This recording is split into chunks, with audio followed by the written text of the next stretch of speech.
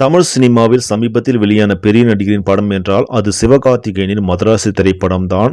A.R.. Murugadoss Sivakarthikeyan கூட்டணியில் முதன்முறையாக இப்படம் தயாரானதால் ரசிகர்கள் மத்தியில் பெரிய எதிர்பார்ப்பில் இருந்தது.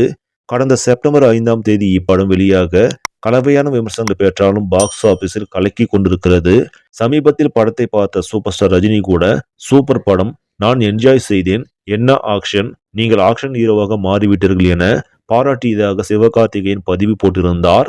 படம் வெளியான முதல் நாளில் இருந்தே நல்ல கலெக்ஷன் பெற்றாலும் சிவகார்த்திகேயனின் அமரன் படத்தின் வசூல் அளவுக்கு இல்லை என்றாலும் தற்போது 7 நாட்கள் முடிவில் உலக அளவில் 105 கோடிக்கு மேலாக வசூல் செய்திருக்கிறது.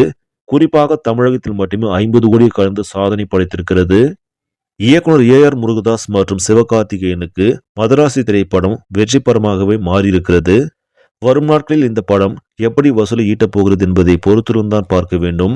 இந்த செய்தி உங்களுக்கு பிடிச்சிருந்தால் லைக் பண்ணுங்க, ஷேர் பண்ணுங்க. மேலும் இது போன்ற சினிமா செய்திகளுக்கு நியூஸ் தமிழ் சேனலை சப்ஸ்கிரைப் பண்ணுங்க.